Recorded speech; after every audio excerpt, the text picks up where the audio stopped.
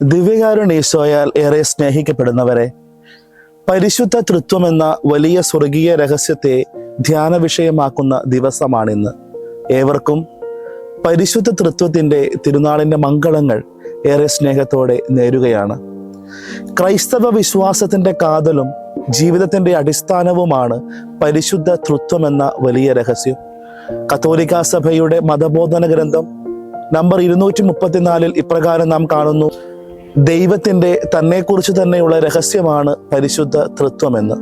പരിശുദ്ധ പിതാവ് ഫ്രാൻസിസ് മാർപ്പാപ്പ പരിശുദ്ധ തൃത്വത്തെക്കുറിച്ച് പറയുക, ഒരു മേശയ്ക്ക് ചുറ്റും ഒരുമിച്ച് കൂടിയിരുന്ന് ദൈവസ്നേഹത്തെക്കുറിച്ചും ഐക്യത്തെക്കുറിച്ചും കൂട്ടായ്മയെക്കുറിച്ചും നമ്മൾ ധ്യാനിച്ച് ജീവിക്കുമ്പോൾ അവിടെ പരിശുദ്ധ തൃത്വം സമാഗതമാകുന്നു എന്നാണ്. വലിയൊരു രഹസ്യമാണ്. മനസ്സിലാക്കുവാൻ പറ്റാത്ത, നമ്മുടെ ബുദ്ധിക്ക് അതീതമായിട്ടുള്ള, എന്നാൽ വിശ്വാസത്തിൻ്റെ കണ്ണുകൾ കൊണ്ട് മാത്രം നമ്മൾ മനസ്സിലാക്കേണ്ടതും ജീവിതത്തിലേക്കും, അത് വ്യക്തി ജീവിതമായാലും കുടുംബജീവിതമായാലും സമൂഹ ജീവിതമായാലും നമ്മളായിരിക്കുന്ന ഇടങ്ങളിലേക്ക് സ്വീകരിക്കപ്പെടേണ്ട ഒരു മാതൃകയുമാണ് പരിശുദ്ധ തൃത്വം. പഴയ നിയമത്തിലും പുതിയ നിയമത്തിലുമെല്ലാം പരിശുദ്ധ തൃത്വത്തെക്കുറിച്ചുള്ള ചില സൂചനകൾ നമുക്ക് കാണുവാൻ പറ്റും. യഹൂദരെ സംബന്ധിച്ചിടത്തോളം അവർ ഏകദൈവ വിശ്വാസികളായിരുന്നെങ്കിൽ പോലും പഴയ നിയമത്തിന്റെ ഉൽപ്പത്തി പുസ്തകത്തിൽ നമുക്ക് ചില സൂചനകൾ കണ്ടെത്തുവാൻ പറ്റും.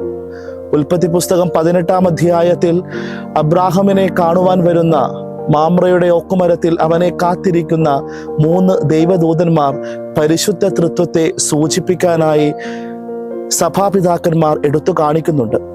അതുപോലെ തന്നെ ഉൽപ്പത്തി പുസ്തകത്തിന്റെ 1-ാം അധ്യായം 26-ാം തിരുവചനത്തിൽ നമുക്ക് നമ്മുടെ ഛായയിലും സാദൃശ്യത്തിലും മനുഷ്യനെ സൃഷ്ടിക്കാമെന്ന് പറയുമ്പോൾ അവിടെ ഉപയോഗിക്കുന്ന ബഹുവചനം പരിശുദ്ധ തൃത്വത്തിൻ്റെ ഒരു സൂചനയായിട്ടാണ് സഭാ പണ്ഡിതന്മാരും ബൈബിൾ പണ്ഡിതന്മാരും മനസ്സിലാക്കുന്നത്.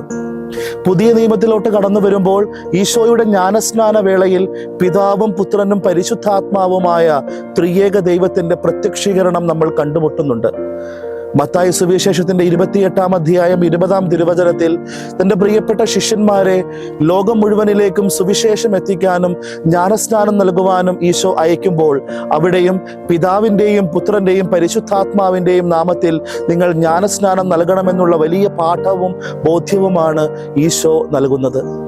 പുതിയ നിയമത്തിന്റെ ലേഖന ഭാഗത്ത് പൗലോസ് ശ്ലീഹ കൊറിന്തോസുകാർക്ക് എഴുതിയ 2-ാം ലേഖനത്തിന്റെ 13-ാം അധ്യായത്തിന്റെ 13-ാം തിരുവചനത്തിൽ നമ്മുടെ കർത്താവ് ഈശോ മിശിഹായുടെ കൃപയും ദൈവത്തിന്റെ സ്നേഹവും പരിശുദ്ധാത്മാവിന്റെ സഹവാസവും എന്ന ആ ഒരു വലിയ അനുഗ്രഹ ആശീർവാദം, ട്രിനിറ്റേറിയൻ ഫോർമുല അവിടെ ഉപയോഗിക്കുന്നത് നമ്മൾ കാണുന്നുണ്ട്.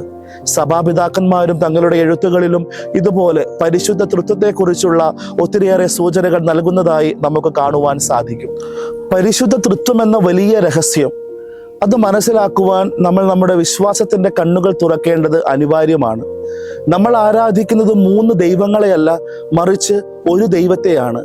നാം 3 വ്യത്യസ്ത ദൈവങ്ങളെയല്ല തൃത്വത്തിൽ ആരാധിക്കുന്നത്, മറിച്ച് 3 ആയിരിക്കുമ്പോൾ തന്നെ ഒറ്റ സത്തയായിരിക്കുന്ന ഏക ദൈവത്തെയാണ് ആരാധിക്കുന്നത്. അതുകൊണ്ട് പരിശുദ്ധ തൃത്വത്തിൽ 3 വ്യക്തികൾ ഉണ്ടെങ്കിലും സത്ത ഒന്ന് മാത്രമേ ഉള്ളൂ, നേച്ചർ ഒന്ന് മാത്രമേ ഉള്ളൂ എന്നുള്ള വലിയ സത്യം നമ്മൾ മനസ്സിലാക്കണം. പിതാവ് പുത്രനിലും പരിശുദ്ധാത്മാവിലും, പുത്രൻ പിതാവിലും പരിശുദ്ധാത്മാവിലും, പരിശുദ്ധാത്മാവ് പിതാവിലും പുത്രനിലും പൂർണ്ണമായി കുടികൊള്ളുന്നു. അവർ തമ്മിൽ പരിപൂർണമായ സ്നേഹവും ഐക്യവും കൂട്ടായ്മയും എപ്പോഴും നിലനിൽക്കുന്നു.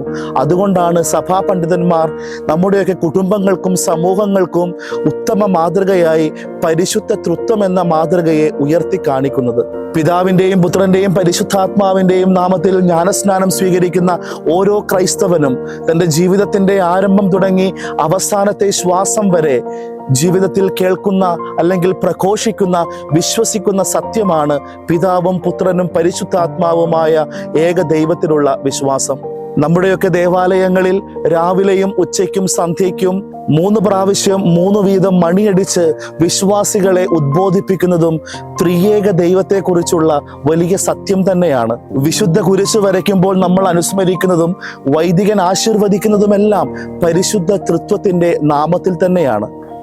സ്നേഹത്തിനെപ്പോഴും സ്വാർത്ഥതയുടെ മണവും സ്വന്തമാക്കുന്നതിൻ്റെ പ്രവണതയുമുണ്ട് എന്നുള്ള അമേരിക്കൻ തത്വചിന്തകനായ തോമസ് ഹോബ്സണിന്റെ വാക്കുകൾക്ക് വിപരീതമാണ് പരിശുദ്ധ തൃത്വം.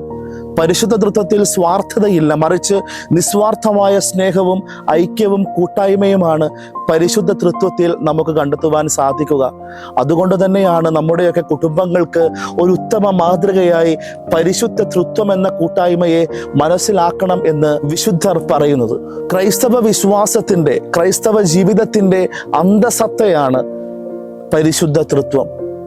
ദൈവം ഏകനാണ്, 3 വ്യക്തികളുള്ള ഏക സത്തയാണ് പരിശുദ്ധ തൃത്വം എന്നാണ് നമ്മൾ വിശ്വസിക്കേണ്ട സത്യം. ഈശോയുടെ വാക്കുകളിൽ തന്നെ ഈശോ സ്വർഗീയ പിതാവിനെ കുറിച്ച് പറയുക ഞാനും പിതാവും ഒന്നാണ് എന്നാണ്. ഈശോ പിതാവിൽ ഒന്നായിരിക്കുകയും പിതാവും താനും ഒന്നായിരിക്കുന്നതിൻ്റെ സ്നേഹത്തിൽ പുറപ്പെടുന്ന പരിശുദ്ധാത്മാവിനെ നമ്മുടെ സഹായകനായി നമുക്ക് നൽകി എന്നതുമാണ് നമ്മുടെയൊക്കെ ജീവിതങ്ങളുടെ അടിസ്ഥാനമായി നിലകൊള്ളുന്നത്. പിതാവും പുത്രനും പരിശുദ്ധാത്മാവുമായ ഏക ദൈവത്തിൽ ഞാൻ വിശ്വസിക്കുന്നുവെന്ന് ഓരോ വിശ്വാസിയും ഏറ്റു പറയുമ്പോൾ തീർച്ചയായും ഞാൻ എന്നെക്കുറിച്ച് മാത്രം ചിന്തിക്കുമ്പോൾ അതിന് കാര്യമായിട്ടുള്ള അർത്ഥം ലഭിക്കുന്നില്ല. മറിച്ച് ഞാൻ ആയിരിക്കുന്നത് എൻ്റെ കൂടെ മറ്റുള്ളവർ എൻ്റെ ജീവിതത്തെ സപ്പോർട്ട് ചെയ്തുകൊണ്ട്, എൻ്റെ ജീവിതത്തിന് അർത്ഥം നൽകിക്കൊണ്ട് കൂടെയാകുമ്പോഴാണ് എന്നുള്ള വലിയ ബോധ്യമാണ് പരിശുദ്ധ തൃത്വം നമുക്ക് നൽകുക. പ്രധാനമായിട്ടും 3 സന്ദേശങ്ങളാണ് പരിശുദ്ധ തൃത്വം നമ്മുടെയൊക്കെ കുടുംബങ്ങളോട് പറയുക.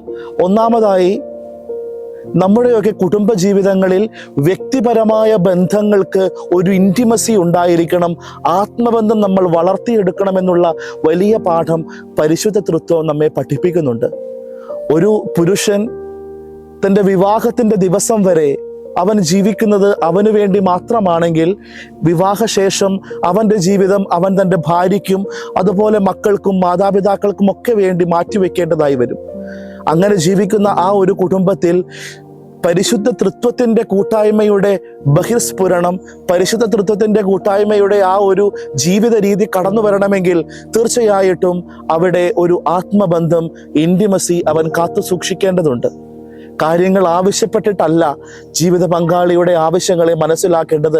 അതിനപ്പുറത്തേക്ക് ഒരു ഇൻറ്റിമസി കാത്തു സൂക്ഷിക്കുമ്പോൾ, ആത്മബന്ധം കാത്തു സൂക്ഷിക്കുമ്പോൾ ആവശ്യമുള്ളതെല്ലാം പരിപൂർണമായി നൽകാൻ, സ്നേഹത്തിലൂടെ നൽകാൻ, കരുതലോടെ നൽകുവാൻ ആ ഒരു വ്യക്തിക്ക് സാധിക്കും. അപ്പോൾ നമ്മുടെ കുടുംബങ്ങളും തീർച്ചയായിട്ടും പരിശുദ്ധ തൃത്വത്തിൻ്റെ മാതൃകയിലായിരിക്കും എന്നതാണ് സത്യം. രണ്ടാമതായിട്ട്, തൃത്വം നമ്മെ പഠിപ്പിക്കുക ഉത്കൃഷ്ടമായിട്ടുള്ള ഒരു സമയം, ക്വാളിറ്റി ടൈം നമ്മുടെ പ്രിയപ്പെട്ടവർക്ക് വേണ്ടി മാറ്റിവെക്കണം എന്നുള്ളതാണ്. പിതാവും പുത്രനും പരിശുദ്ധാത്മാവുമാകുന്ന ത്രിയേക ദൈവം ആ ഒരു സ്നേഹ കൂട്ടായ്മയിൽ പരസ്പരം പങ്കുവയ്ക്കപ്പെടുന്ന സ്നേഹം നിസ്വാർത്ഥമാണ്, അനന്തമാണ്. ആ ഒരു സ്നേഹം ഒരിക്കലും സ്വാർത്ഥത ആഗ്രഹിക്കുന്നില്ല. അതുപോലെ തന്നെ നമ്മൾ ആയിരിക്കുന്ന ഇടങ്ങൾ, അത് കുടുംബങ്ങളാകാം, സമൂഹങ്ങളാകാം, എന്തുമാകട്ടെ, അവിടെ ഉത്കൃഷ്ടമായിട്ടുള്ള ഒരു നിമിഷങ്ങൾ, ഉത്കൃഷ്ടമായിട്ടുള്ള സമയം, ക്വാളിറ്റി ടൈം നമ്മുടെ പ്രിയപ്പെട്ടവർക്ക് വേണ്ടി മാറ്റിവെക്കുമ്പോൾ നമ്മിലൂടെ പ്രസരിക്കുന്നത് തീർച്ചയായിട്ടും പരിശുദ്ധ തൃത്വം എന്ന സ്നേഹമാണ്, സ്നേഹ കൂട്ടായ്മയാണ് എന്നുള്ള വലിയ ബോധ്യം നമുക്ക് സ്വന്തമാക്കാം. അവസാനമായി പരിശുദ്ധ തൃത്വം നമ്മെ പഠിപ്പിക്കുന്നു പരസ്പര പൂരകങ്ങളായി നമ്മൾ മാറണം എന്നുള്ള പാഠം.